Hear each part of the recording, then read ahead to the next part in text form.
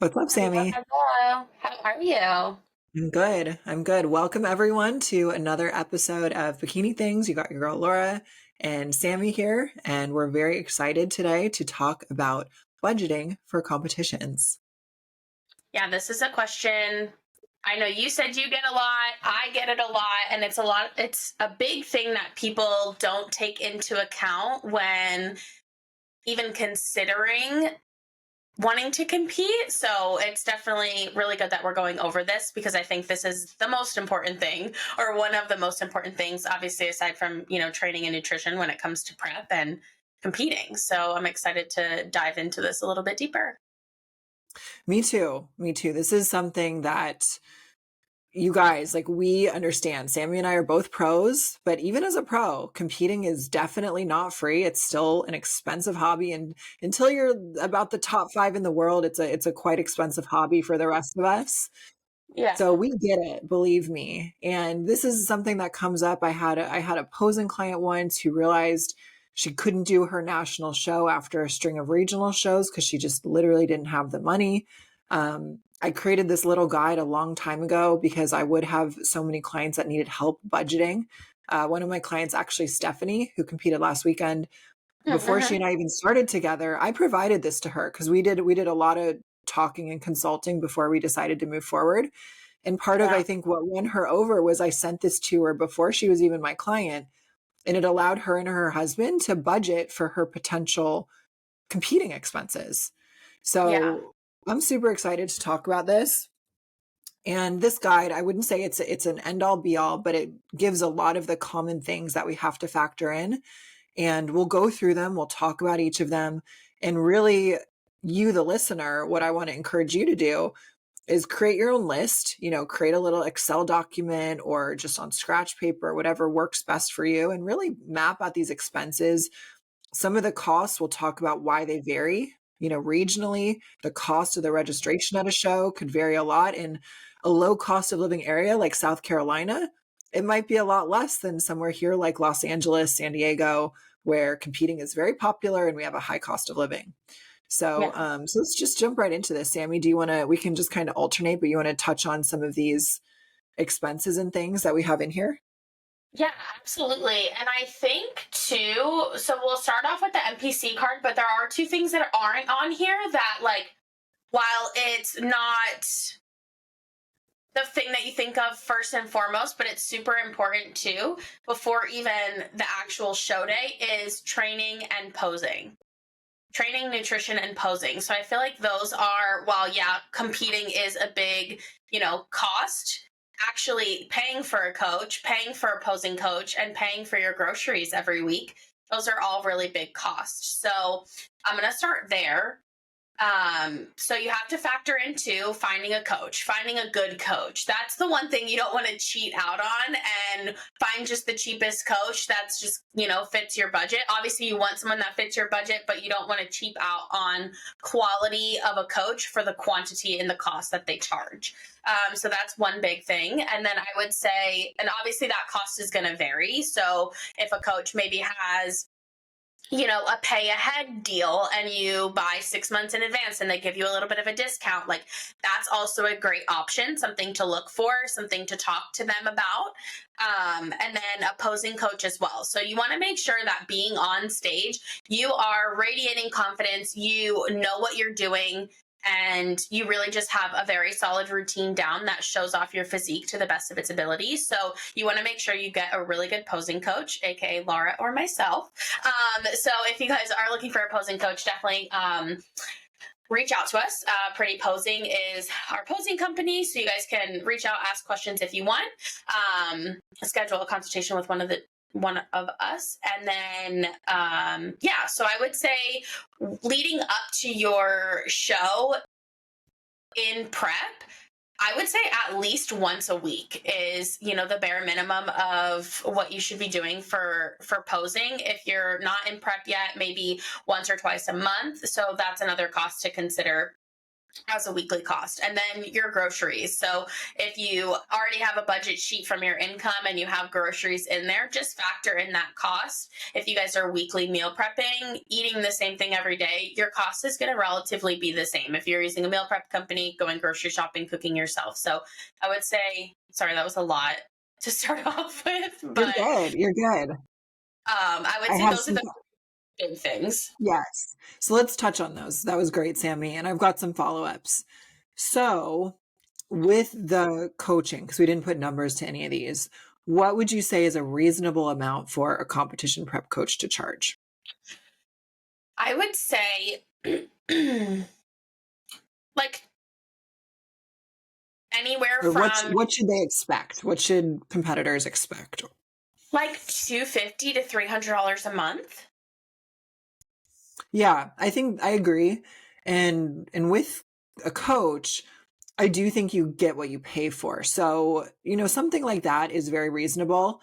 If your coach is charging you significantly less than that, that's probably a red flag. Like if your coach is Yes. charging you $150 a month for your entire prep plan, like your training, your nutrition, your supplementation, check-ins, that's not typically enough money for a coach to actually be profitable.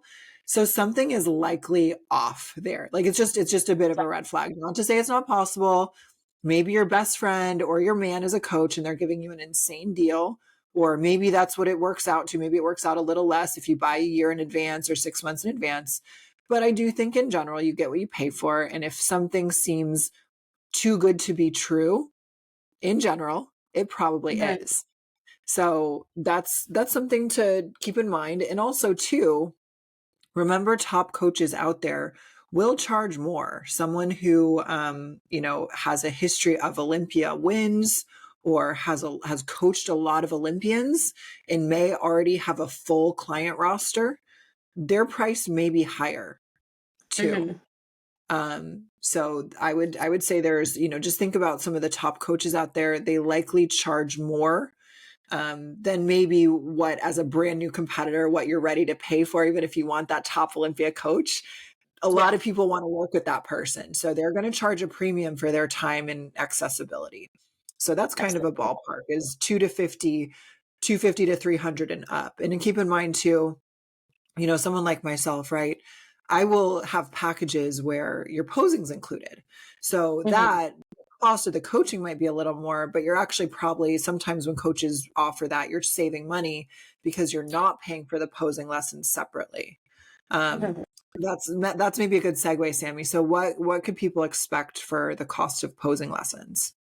So for the cost of posing lessons, I would say an hour posing session, roughly about $50, and a 30-minute session, roughly about $30. So I would say like $1 a minute in the grand scheme of it is pretty average. You have to factor in like if it's an in-person session and you're going to the coach or the coach is traveling to you, they might charge travel fees, things like that. So the cost might vary there. But I would say baseline, those are the average to expect. Yeah. Yeah, and I agree. I think that's pretty typical. Again, significantly less than that, probably a red flag. And you can also have posing coaches charging significantly more than that. I know some Olympians who do posing lessons will charge more like 150 an hour because their expertise and their track record is very high. Mhm. So that's where they kind of price themselves. Obviously, you have to find something that works for your budget and someone who's a good fit for you. So there's so many options. So you can work with myself and Sammy, but there are also so many amazing posing coaches out there. Just make sure you've got someone qualified and not I just never recommend don't go with someone who's competed one time. Probably not that experienced. And ideally too, I also think someone who is the same gender as you is best for posing. I would not try to teach a male bodybuilder how to hit his poses. And at the same time, I just don't think a man has the same understanding of a woman's body to really give all the good cues and I don't know techniques on how to hit those poses. Yeah. And then the last one that you mentioned, the food. This one I actually kind of want to challenge you on because someone brought this up to me as well. And I actually think, especially in prep, I actually think your food cost is less than average. If you're in prep and you're a bikini competitor and you are not a pro bodybuilder, you're not a male bodybuilder eating everything in the kitchen sink on a daily basis. As a Mm-hmm. bikini competitor, I actually think our food cost is less in prep because while we are eating high protein, which is more expensive, you're not going out to eat, you're not drinking alcohol, you're not ordering takeout, you're not having dessert, you're not over consuming calories. So I actually argue that the food cost is your grocery cost for you is probably less during your prep. Yeah. I would say, depending on if you're using a meal prep company or if you're making it at home, highly recommend bulk buying. Get a Costco membership, get a Sam's Club membership. Things like that are actually going to make that cost even lower. If you already have that, that's great. Obviously, you have to pay for the membership, but like I would say year memberships for them can be as low as $50. So just in that sense, like I know I buy a 25-pound bag of rice for like $15 and it Yeah. lasts me months. I buy a whole thing of chicken that lasts me the week for $14. So like I would say maybe $100 a week if you're grocery shopping on your own, maybe $150 to $175 if you're using a meal prep company. So like you said, the cost is relatively low, but I think it's a cost that people forget to actually factor in, and it's a more reoccurring cost. So it's like not just a one show day cost, it's throughout your whole prep. It's every single week. That's something that you have to think about. Yeah.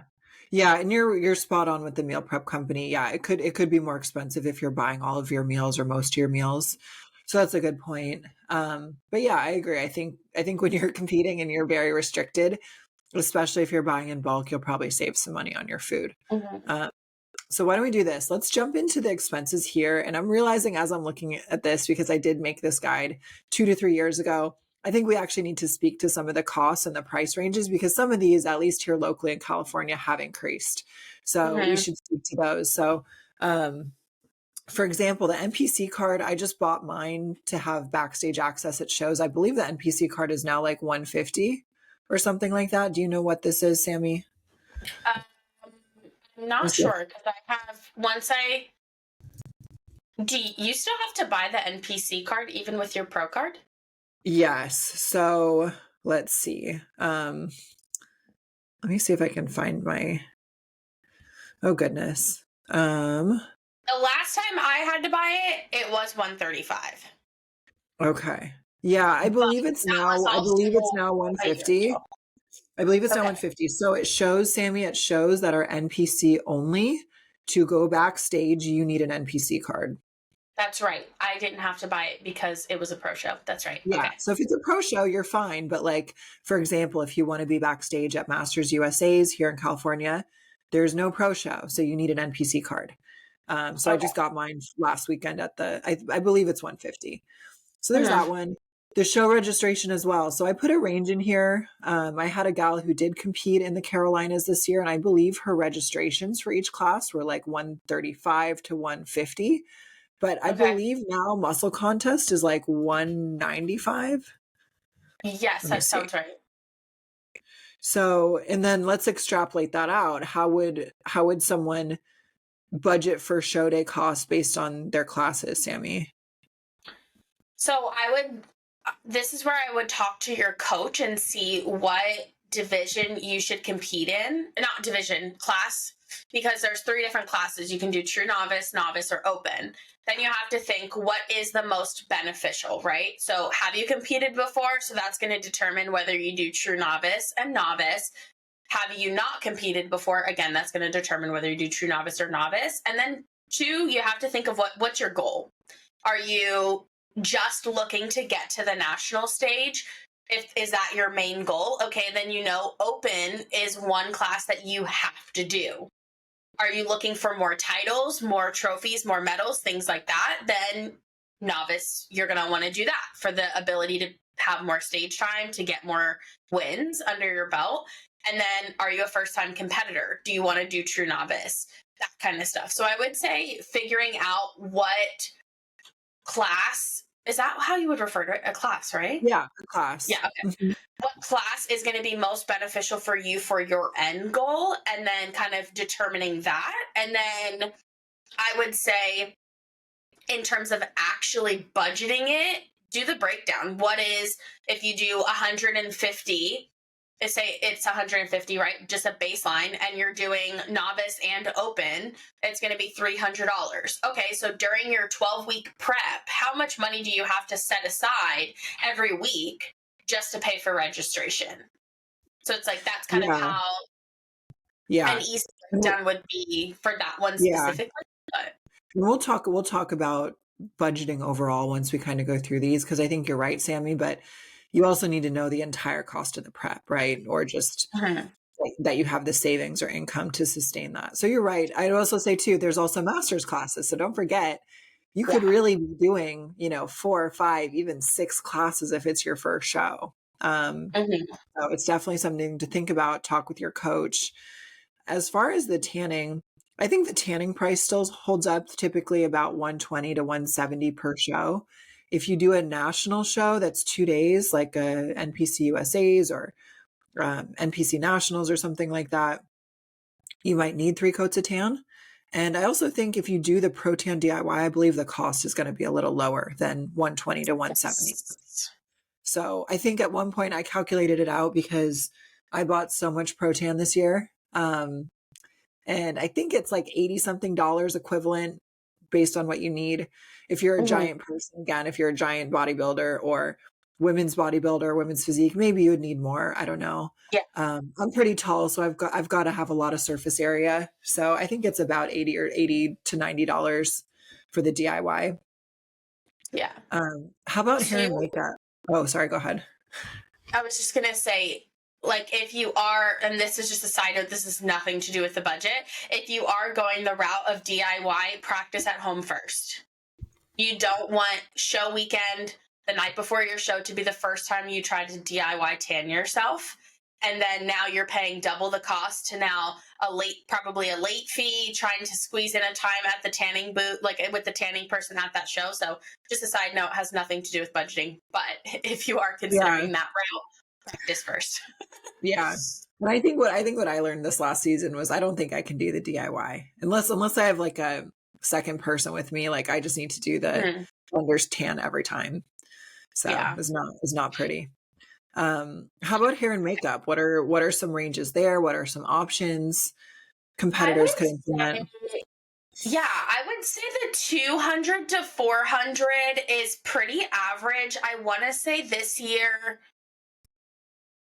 it was like 250, 260 for makeup, and that was with V, the makeup artist. She is absolutely amazing. I know there's a handful of other makeup artists in the industry, but I would say 2 to 400 is definitely average. It's about 2 to 250 for makeup and 2 to 250 for hair. So that's definitely a good range. For me personally, what I started doing this year, especially because I was traveling and there's not many people that I trust when it comes to my hair, I started doing my hair myself. So I would just curl it myself, and I normally don't keep straight hair for stage. I usually curl it. So I just curled it myself. I would curl it the night before so I could sleep on it and then make any fixes the day of, so that it wasn't like a last minute Oh, thing. okay. Um, Were you pinning up your curls overnight?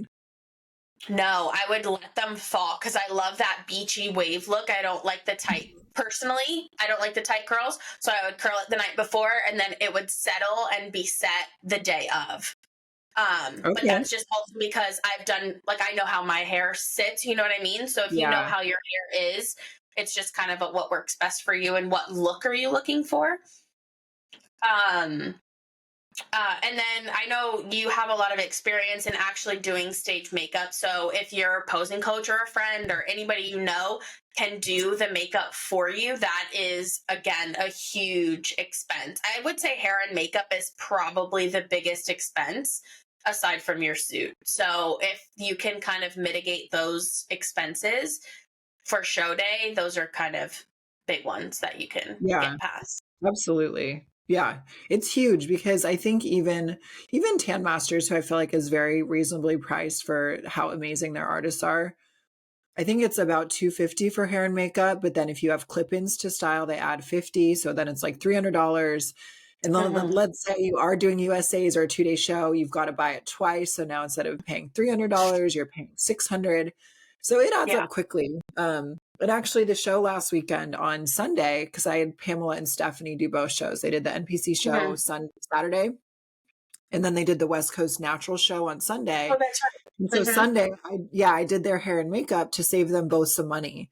And I charged them like $100 each, which is less than I normally Yeah. charge. Like usually I charge just under $200 for both hair and makeup for show. And Mhm.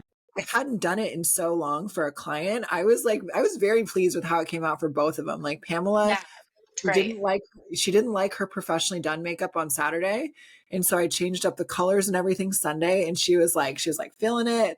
She was super happy. So that made me Love feel that. great. And yeah, and it was nice for them too. So then they're not having to spend as much. So definitely I agree. If you have a friend who's just bomb with makeup, there are little ways you can figure out how to do it. I had one of the questions that popped up in the question box was, what is the shade of MAC makeup that matches the tan? And the two shades, so ladies, save this. The two shades are NW40 and NW45. So those, like, NW45 is a perfect match for like the Pro Tan Super Dark. Like if you completely coat yourself in Pro Tan Super Dark, it will be like a perfect match. NW40 is great for tans in general. So you can kind of do your face in NW40 and then use the NW45 as like a contour too, which I really I love. Like I love, literally yeah. I literally have your Instagram post on that screenshotted and favorited in my phone. I have not built up the courage to try to do my makeup myself, but I'm like, the day that I do practice and start trying, I'm like, I have those set and saved.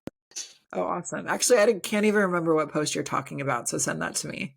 It was Um, literally from, I think, when I started competing, like Yeah, 2 years it's gotta be from a while ago. So send it to me. I think at some point I'll make a YouTube video doing a look, like ago. showing how to do it. But yeah, it's a huge skill. I've done my own hair and makeup for shows. And I probably will in the future, although my hair is so just finicky. It's very frizzy. It's very curly. It needs to be blown out before each show is what I've realized. So you kind of just have to like learn what works for you and leverage your friends and loved ones that are really good at hair and makeup because it can save you a lot of money. Yeah. Um, cool. Okay. So let's talk about the suit. That's like that's probably one of the biggest expenses, maybe outside of the registration fees and NPC card that comes with the show itself. Mm-hmm. Okay, well, this is exciting. So I'm going to do a little announcement too, now that we're on this topic. So I have officially accepted a position as a suit stylist with Toxic Angels. I have been an affiliate athlete with them since I started competing. And that's actually how I met Laura and how our relationship started. I actually went to her to build my suit, and then I needed a posing coach, so I asked her if she knew anybody. So all good things come from Toxic Angels, but Yes.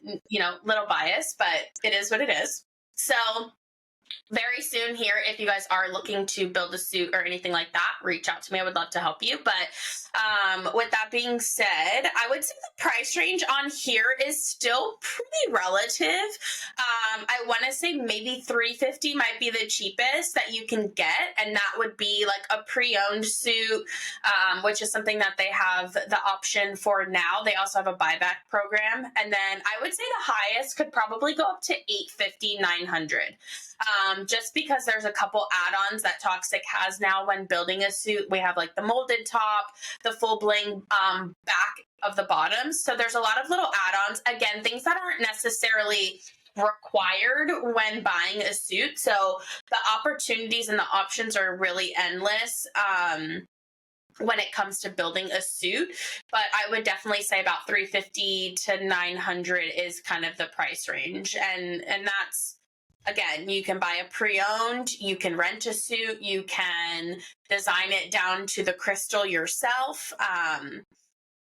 But yeah, I would say that's definitely still a good range. Yeah. I agree. And you're spot on with some of the add-ons, like the molded top, the back connector, the full bling. Those do add up for sure. I think I wrote this guide, 2, 3 years ago. So you can get a suit. To be fair, you can get a suit for cheaper than $350, likely not from Toxic Angels.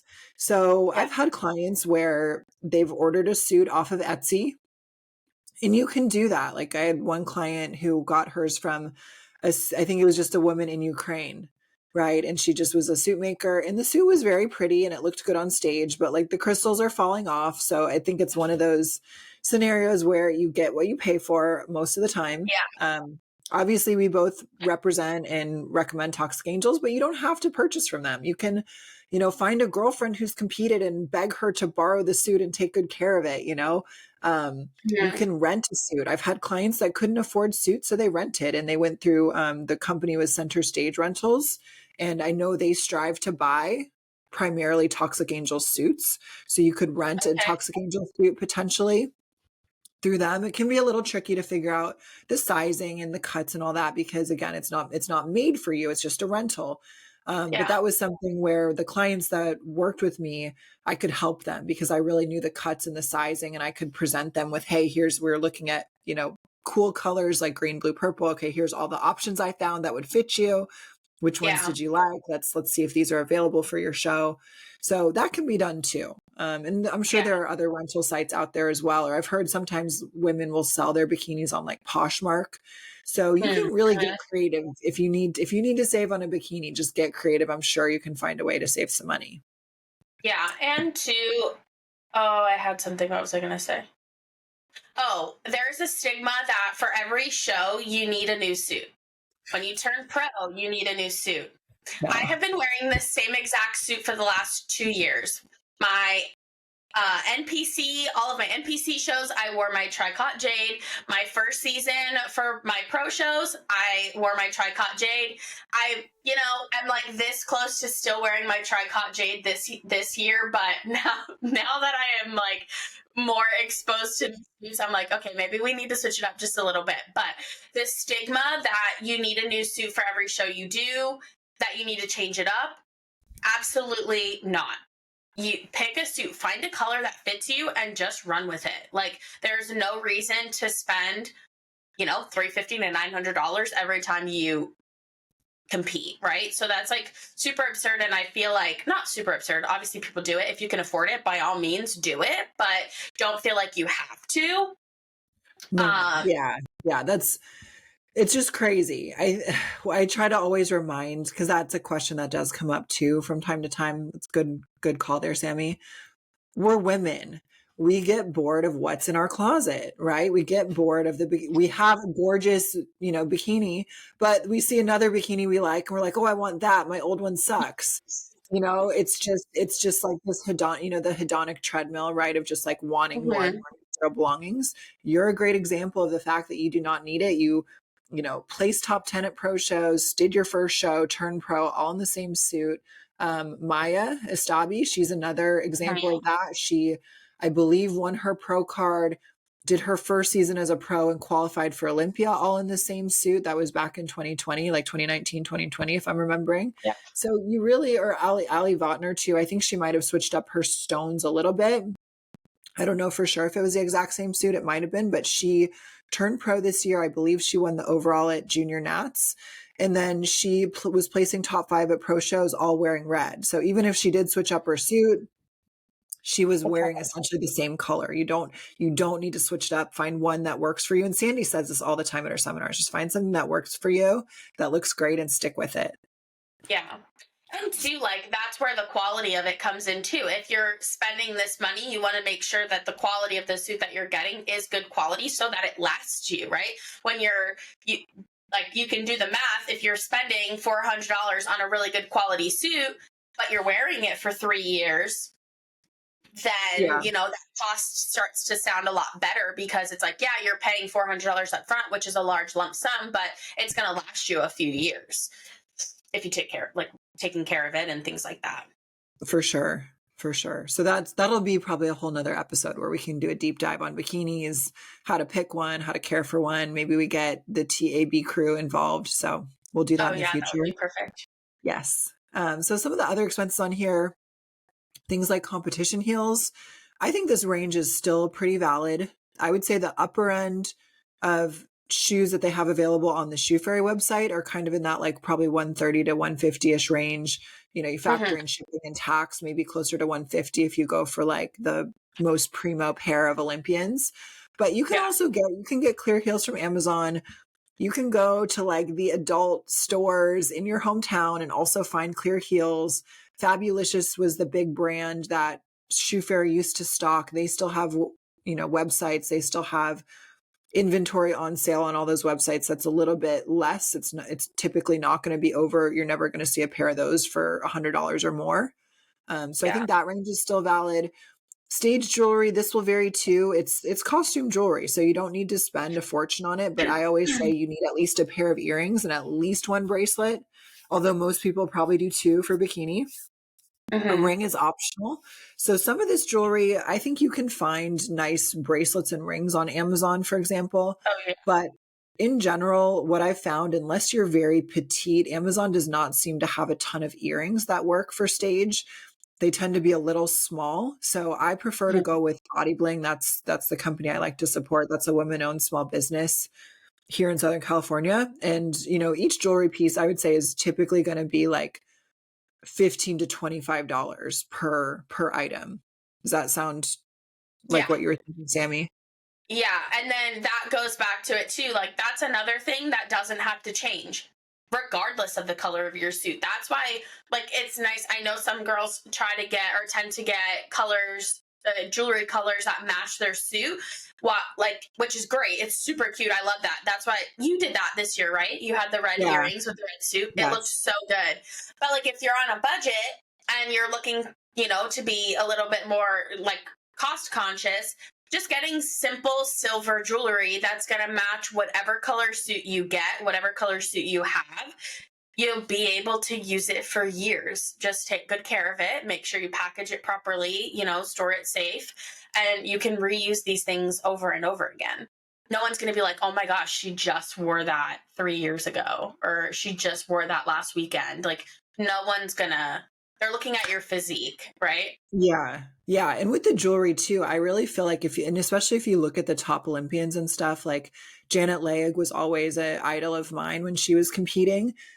Or someone like Laura Lee, for example, if you look at them and you study their stage photos, they tend to always wear the same jewelry. Like they find something that Mm-hmm. works for them, works for their look, and they just keep it the same. So you're absolutely right. The jewelry can last just because it is costume. You do need to take care of it. You need to package it, make sure it's not getting twisted, or it can break. It's not heavy duty fine jewelry. So you have to be careful with it. It can break easily for sure.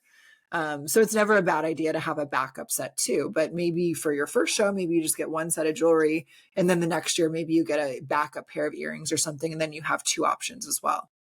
Mm-hmm. One other thing I would say too with the heels, it's always a good idea to have a backup pair of heels, always. Yes. Because if you lose them, you're not going to be able to go find a pair of clear heels anywhere. You can't go pick them up at Walmart or Target. If your luggage got lost and your heels were in your luggage, or if you're not the type of athlete that wears mules, and I think most bikini competitors, wellness competitors are not wearing they're not wearing mules, they're wearing the heels with the straps. The straps break over time. So if you're practicing a lot, you're bending that plastic back and forth like a credit card, at some point it's going to snap. It might not be your first season competing, but eventually if you've had your shoes for a year or two, it could break. So I always recommend for my athletes to get a backup pair of heels, even if it's not their favorite style. Like maybe they bought a style and then realized later this other style would work better. Mm-hmm. And you'll see there's like guides out there, and I know we have one. We'll talk about this, like what you need on show day. There are so many guides out there, if you Google them, that say you need a backup bikini also. That is also very false. I had this this notion in my brain when I started competing that my connectors on my suit were just going to break and that I would be completely screwed and I needed a backup suit. And I was like, should I buy one just in case? And that goes back to, again, taking care of your things, making sure you're buying quality. Like that's another thing. That's one thing that I would say you don't need a backup for, but your shoes, definitely a good backup. With the bikini, yeah, you're spot on, Sammy. If you have a sewing kit, just buy a simple sewing kit and bring it to the show.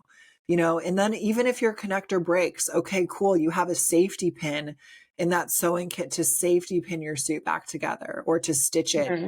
last minute if you need to. So you definitely do not need a backup bikini. If you have more than one bikini, okay, awesome. Bring one Yeah. with you just in case, but you definitely don't need one. So that's that's a big area where you can save cost if you're trying to map out, say, Mhm. your first step or something. Yeah. Okay, cool. And then the last thing, these are going to vary a lot. The last few things we have here are stage photos or videos and hotel and travel costs. So, Sammy, can you speak to these a little bit of what this might look like?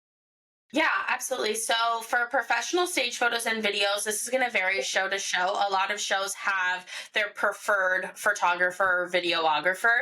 One thing you don't want to do is just assume that every show you're automatically going to get these things, because that is not the case whatsoever. A lot of these shows, they will have the photographer or the videographer there at check-ins for you to pay, but I would always look ahead, and this is going to give you the opportunity to incorporate it in your budget, right? Most promoters are going to have a list of vendors in terms of the tanning company, hair and makeup company, and a photographer and videographer. So even if you don't book right then and there when you see it on the website, look to see what their policies are. Again, that's going to help you pre-plan for it. And I would say, at least for your first show, get photos. The photos that people take from the audience are going to be lower quality. So, depending on, and again, this is an optional purchase, but personally, I recommend it just for progression, right? At least if you do it just for your first show, and then maybe you compete a few other times, and maybe you don't do it every single show, you do it every few shows, depending on how frequently you're competing. It's nice to have and look back on. But again, optional. I'm just a little biased because I just love having the memories and just having access to things like that. But again, the cost is going to vary. I would say 80 to 250 is definitely the average cost for photo and video.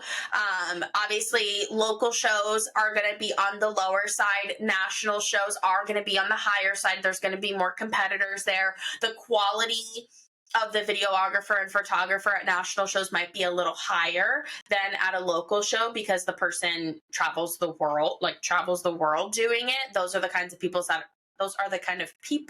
that are usually at the national shows.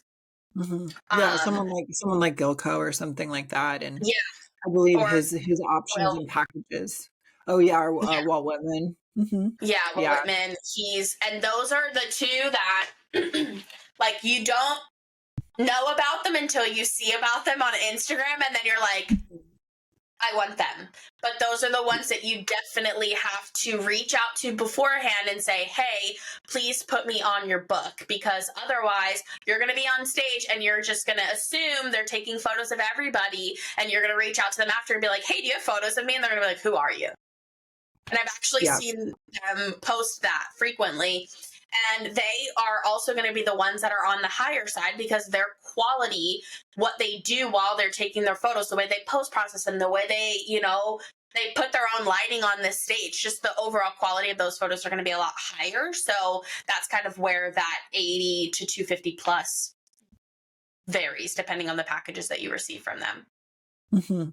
Yeah, absolutely. Absolutely. And I would also credit to, I think, Omar with Next Level Media here in SoCal is amazing. Like when I first started competing, I feel like such an old person saying this. We didn't have videos really. I think maybe you Yeah. could buy something that came on a CD or something. Maybe. I don't know. I just remember there were photos and that was it. Yeah. And nowadays, you have all these options for 4K videos, which are incredible. It's so great to see your posing and really see how you performed up there. And then I agree too, Sammy, you don't necessarily always have to buy photos. I do think your first competition, it's a good idea, because if you've never competed before, it's likely the best shape you've ever been in your life. So it's good to document that. And hey, if you never do it again, you can look back and say, hey, look at these cool memories of this thing I did that one time too. Yeah. So it's so great, the options we have.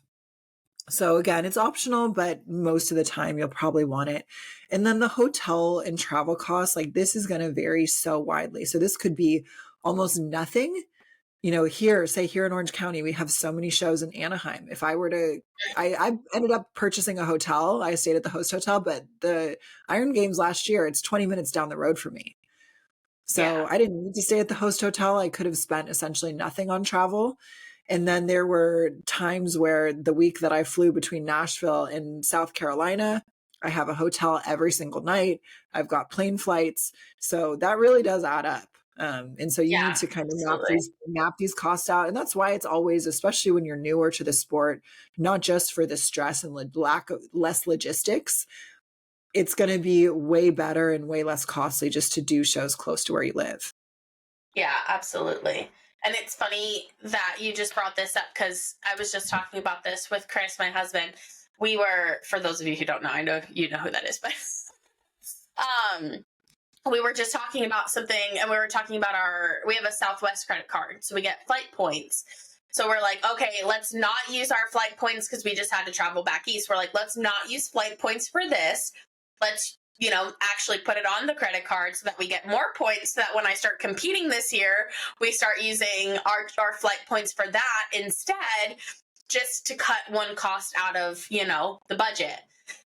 So that's something to think about. I'm not saying go out and open every single hotel and airline credit card, but if a credit card is in your budget means, and you are able to responsibly utilize a credit card and things like that without ruining your credit, that's something to think about. Either using an airline credit card, and then maybe signing up for a hotel point system. Those are usually free. So like we have Hyatt and we have Hilton. Those are, very popular hotels throughout the US and even, international if that ever comes about. But just paying for hotel rooms, building up those points so that eventually down the line when you are traveling and competing, you now have those points to kind of cash in as free nights. So that's something to think about too.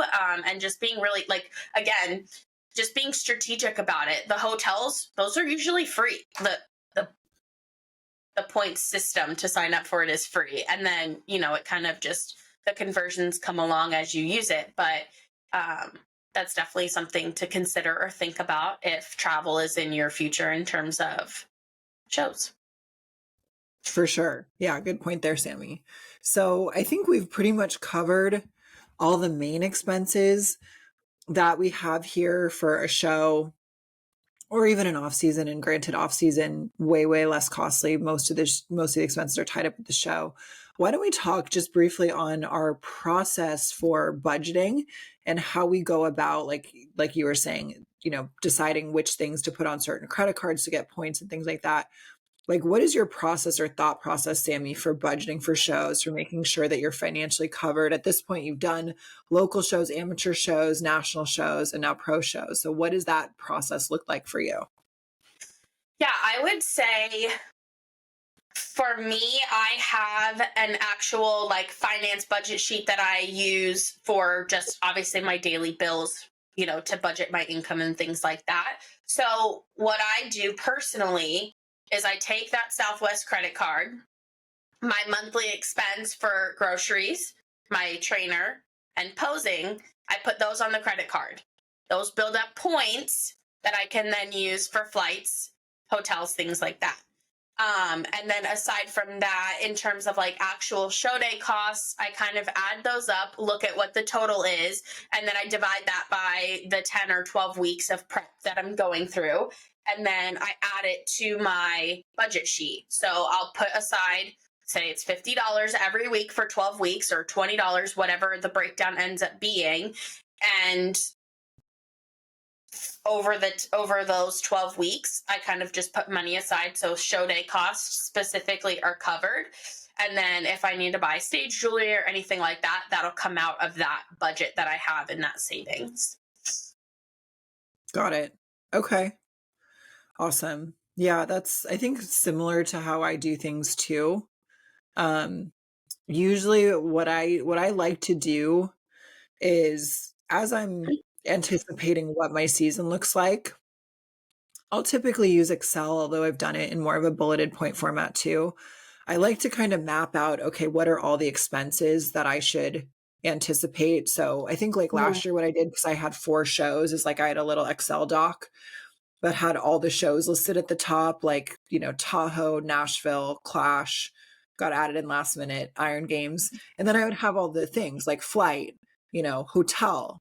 And I would kind of drop in what I thought the expenses were going to be. And in prep, like and in general, I always think, and I think some areas that as competitors or just as people, we can fall short a little bit is just failing to budget in general. So if you don't have a budget, create one. My personal way of doing it, I used to use the Mint app. I switched away from that. I use the Ramsey Every Dollar app. That one you do have to pay for, but to me it is very seamless. It is really intuitive, really easy to use, and it helps me really feel on top of my finances at all times. So I Mhm. like to use that, and it's called like the Every Dollar app. So basically the idea is every dollar of your income, you map out where it's going, whether it's savings, whether it's to spend on groceries, whether it's to donate some to charity. And you map that all out each month, because each month too, think about it this way, each month our budget is not going to be identical. You and I, Mhm. Sammy, if we have one month with a lot of posing clients, we're going to have a little more income than maybe we had the month prior. So you have to take that into account. You also, me being self-employed, at times throughout the year, I have tax payments. So on certain Mhm. months, my expenses are going to be higher. So I really like that tool. That does not mean that that works for everyone, but I just encourage those out there to make sure you're on top of your money overall. If you're not on top of your money or trying to be on top of it, it's going to get away from you. It really Yeah. will. And And that's it, where yeah, and that's where competing is becomes impossible, right? If you're not on top of your money, of course competing is not going to be possible. It's a very expensive hobby. You do need to plan for it. So, if you have that perspective of writing out all the costs, and this guide is intended to help you with that. Like it lists out all the main things outside of your coach. And hey, some people self-coach, right? So it's not even a mandatory expense in some ways. Like obviously you're going to do better with one, but some people choose not to have a coach. So yeah. if you write out all of these, Go oh, ahead. go ahead. No, go ahead, love.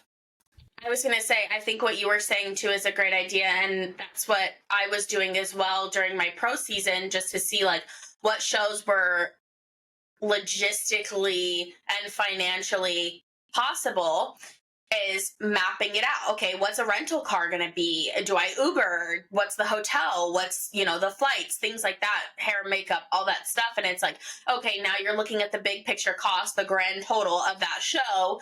And you're like, okay, is it realistic? And then for me, during my first pro season, my goal was to get feedback from every judge. So I was like, okay, who's the judge at this show? Who's the judge at this show? Okay, I already saw that judge. So, okay, maybe this show's not realistic for me, because do I need to get in front of them again? Because for me, this season was more about my feedback. I was chasing feedback instead of chasing a placement. You know what I mean? So it was like, Mhm. okay, I got in front of Sandy. Well, Sandy's going to be the judge at this show. This show's a little pricey. So realistically, I probably shouldn't do that one since I've seen her already. So I'm like, okay, then I did that. I did it that way as well. So I think definitely breaking it down show to see which one's more financially realistic for you is a great idea too. Yeah, and just really mapping out all the expenses. So it's like you can have totals per show, because maybe and I think your plan and strategy for your first season was awesome, Sammy, but it's like maybe you're an amateur competitor and you're just trying to maybe qualify and then go Mm-hmm. chase a pro card. Okay, you need to have your expenses really well mapped out, because the national shows are expensive, like Yeah. typically several $1,000s for one, because most of us don't live in the 6 places that they have the shows each year. There's only one on the West Coast each year, USA's. The rest are on the East Mhm. Coast. So for us West Coasters, we're gonna have to get on a plane. And it's not the end of the world, but make sure you're mapping out your finances, create that total, create the subtotals for each show. And then if you realize, hey, this is more than I can swing, like if my prep is 4 months and I want to save up for these expenses over this 4 months, how much can I reasonably save to have ready to pay, because your expenses are really backloaded. You know, I don't encourage people to pay for all of your stuff up front, because typically these show registrations, et cetera, they're not refundable. So I usually Yeah. encourage my clients to wait a little longer. You know, in general, most people are paying for things with a credit card. So do it closer to the show and just prepare yourself. And then if you Yeah. have that money saved up, awesome, you're good to go. If you don't, and you've put it on the credit card a little later, that gives you that extra month to, you know, have the income or get yourself a little more disciplined. So you're good. But then if you create this roster in advance and you realize like, oh, there is no way this math works out. My salary is this, and I can save this amount, and everything else costs double of what I think I can save. Okay, what are some areas you can cut back? Can you borrow a suit? Can you do your own makeup? And then that really gives you the power to tweak, okay, what can I really splurge on, and what do I need to maybe save on if I want to make this plan happen? Or do I need to change my game plan? Do I need to decide on just like one national show, or maybe instead of doing 2 regional shows, I'm just doing 1 before I get on that national stage, whatever that looks like for you. Absolutely. So hopefully that's valuable for all of you competitors out there. If we want to do a more in-depth breakdown, or if that would be helpful, let us know. We could, you know, really nerd out on some Excel sheets at some point if that's if that's of interest. I think too, what'll be nice is maybe we can even revisit this once our seasons start. And while, you know, a pro season is a little bit different, it's relatively, you know, the same. So once we have our own budget sheets, you know, formulated and things like that, we can, you know, save them and start showing like actual firsthand receipts and things like that. So that'll be something we can revisit. Do you have shows picked out, Sammy? I have like a month, but not a show. Okay. So I'll probably compete in like June or July. Okay. Okay. So you're going to start soonish. Yeah. Yeah. So I still need like 2 months to grow because I've slacked off. So I'll probably start like end of March, beginning of April prep. Okay. So it's like right around the corner. Yeah. It's going to come up fast. That's exciting. Yeah. Very like cool. January's already over. So I know. February is this week. So yeah. That's exciting. Okay. Well, why don't we segue to some of the questions that our listeners submitted on Instagram this week, Sammy? If you want me to start, give me just a second to pull up. Let me see the questions I got. So, okay, this is a good one. What is the difference between a refeed and a cheat meal? So I would say a refeed would be just an increase of what you're currently eating. So say like your meal plan has a cup of rice and 6 ounces of chicken. It would just increase what you're already eating. And a cheat meal would be an untracked, like in and out or something like that. That's kind of how I would differentiate the two. They're very similar in the sense, because I would say some coaches consider a refeed as a cheat meal. It just really depends on like how a coach processes it, but that's how I would kind of differentiate the two. Yeah, I think I agree. I think they're very similar. They can be a matter of semantics, meaning one coach prefers to use one terminology over the other for no significant reason. Personally, I don't like to use the term cheat meal in general, because in general, I work mostly with women, and many women, myself included, have emotional eating patterns. And I want to try to help my clients, because I feel like I've done this well for myself. I want to help my clients remove emotional ties to food and just be more objective, more rational about it. So if I want to give them a cheat meal, the term actually uses free meal. Like, okay, go have a free meal with your husband, go have a date night. To me, refeed means we're in a depleted state. The muscle glycogen is likely very low. They could be at a point where they could start losing more muscle mass if the glycogen is not refilled. So to me, that's what I call a refeed. And that's typically what I'm doing in prep. However, to me, a refeed could still be burger and fries, or or steak and rice or chicken and rice. It's more about the purpose of that meal. Whereas a cheat meal it can be used in prep for sure, or off season. I think to some extent it's to maybe also just help the client feel like they can eat foods they enjoy. Yeah. So they can be one and the same, but not necessarily. Yeah. Okay, cool. This one I answered on my Instagram story yesterday because I just felt it needed to be addressed, but let's cover it anyways. So the question is, do you have to have implants to be a pro bikini athlete? Period. For real. Period. Absolutely not. If you look at, and I don't mean that anyway, I do know that a lot of girls in the industry will get their implants after they start competing. And I will say that probably for me, I got mine before I started competing because I started training. My frame started to get a little larger and I wanted to look more feminine. However, I've been wanting boobs since I hit puberty and had no boobs. So this was something on my radar for a long time. So when I did start training, my frame got a little larger. I got more muscle. I noticed that I wanted to look more feminine. So that was like kind of the drawing board for me. That was like, okay, now is the time. Again, personal preference. That's just how I saw myself. So many people were like, you don't need to do it. You don't need to do it. And I'm like, great, I appreciate that, but I'm doing it for me. So I would say same for competitors. There's probably a lot of women that have that notion or stigma in their head. They see a lot of women, at the pro level with implants. It's not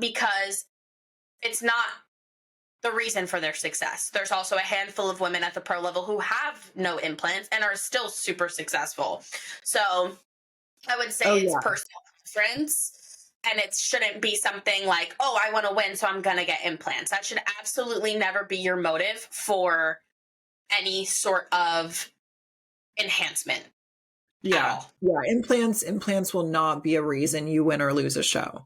And I want to really emphasize this. Sandy says this all the time at seminars because this comes up, is she says, you do not need implants. If a coach is telling you you need implants to turn pro, fire that coach. It's not needed. Our two-time Miss Bikini International, LauraIFBBPro, she does not have implants. Ashlyn, up until I think this past year, within the last year, she got her breast augmentation. She didn't have implants. She qualified for Olympia multiple times, including placing top 10 in the Olympia. So you really don't need it.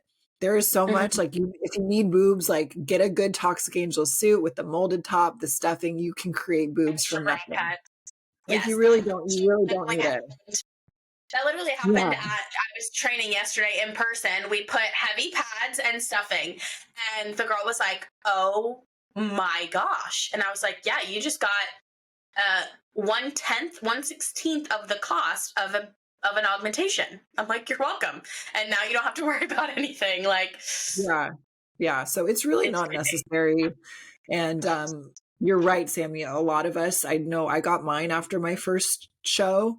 And it was always kind of a thought in the back of my head because I always had smaller breasts, like 34A, 34B kind of size. And I just thought like, oh, it looks nice. It's very feminine. I see it on TV.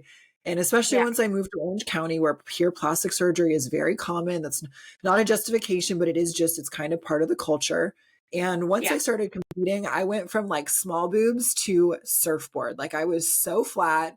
I was so sad looking. And I knew there was a part of me that wanted to keep competing. I knew I didn't want to look and feel like that when I was dieted down. So I decided to go for it. But that doesn't mean you have to. And I just want to encourage any athletes out there, like, please don't feel pressured. Your body is yours. You should make the choices that you feel good about.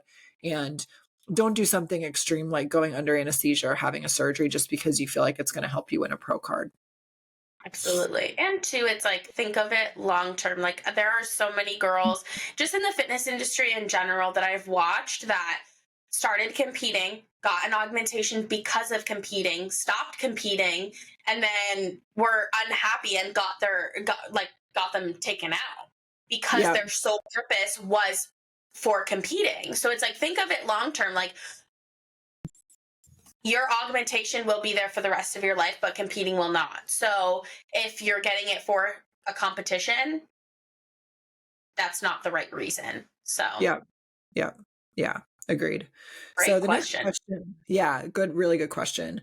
So the next question, we answered this already, but bring it back up, is what is the MAC shade that best fits for show day? So the shades are, there's two. The main one is NW40, but I also always recommend NW45 in case your tan is very, very dark. If you do Pro Tan super dark on your whole body, that's the shade that will match perfectly. And if you have a slightly lighter tan, which most of the time you will, you can use that 45 as like your contour, which will help bring out your facial features on stage. So we'll include that in the episode notes too. Yeah. And then the next one I got was, can you talk about the benefits of wearing a waist trainer and when to wear it for competitors? Okay. Have you started wearing I one, would say Sammy? that yes. I bought a Slim Tum my last prep, and then I just recently bought the one that you suggested. So I'm still relatively new to it, still doing my research and stuff like that. So I'm gonna have you kick this one off Sure. because I'm Sure. still Yeah. in the process of research. Yeah. No, and to be fair, I feel funny about it because I used to always be so anti waist trainer. However, I'm a scientist. I'm always open to reevaluating my opinions when new information is Mm-hmm. presented. So, one thing that came up this year in my prep was both mainly Jamie first. So Jamie's first started noticing that my core started looking very muscular this year. And to be fair, I've always done a lot of ab work, crunches, things like that to get a toned looking core on stage. However, Mm-hmm. there is a point you don't want to have a chocolate bar or anything, but I always used to do a lot of core work.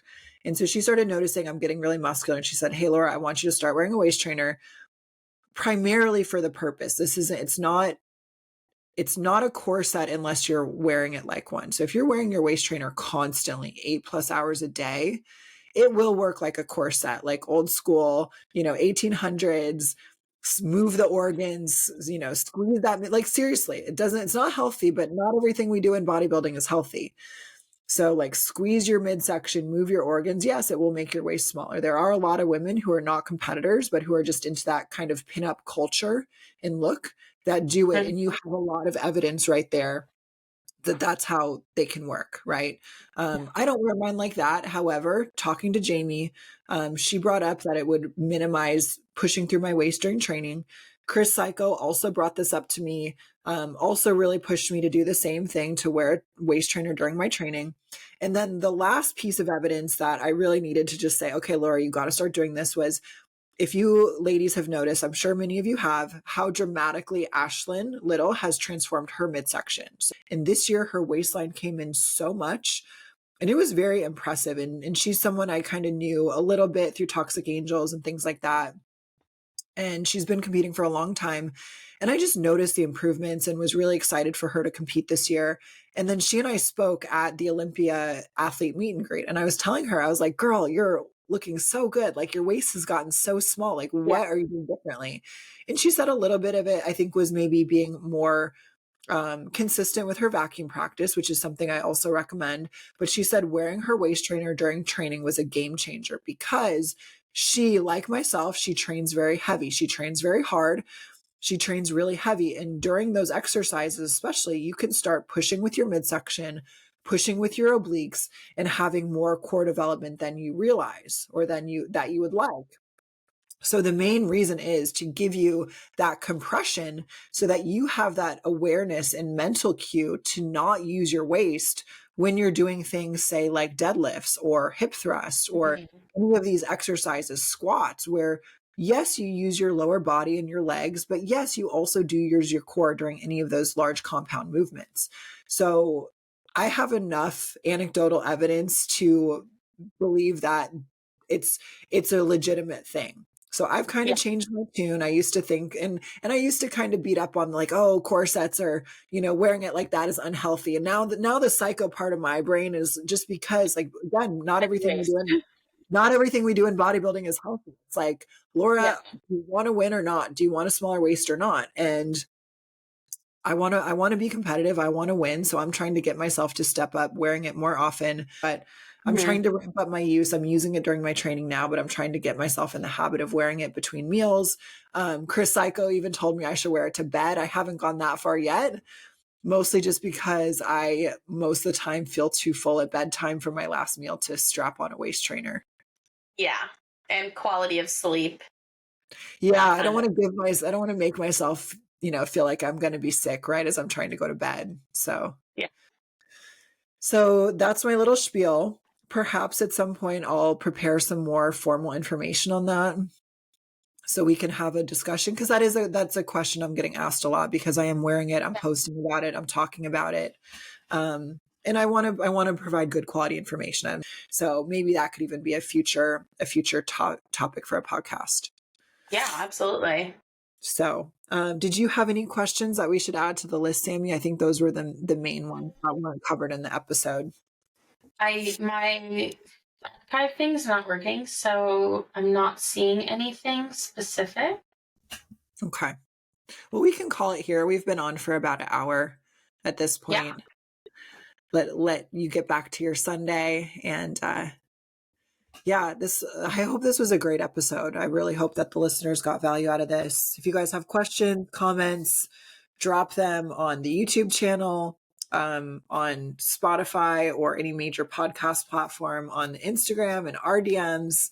Okay, I'll do the official one, and then TBD, maybe I'll leave this in. It was cute. So you can find us, find Sammy at it's Sammy Joe _. You can find me at Laura_IFBBPro. Our posing page is prettyposing.as.me online, or pretty.posing on Instagram. You can find the podcast on Instagram at bikini_things. Go on YouTube and search Bikini Things Podcast, or any major audio podcast platform like Spotify, Apple Podcasts, Google Play, iHeartRadio, all the places. So we love you guys. Thank you so much for watching. Don't forget to rate, review, subscribe, share it with your bikini besties, share it with your friends. That's how this will get out to more people. So please share, share, share.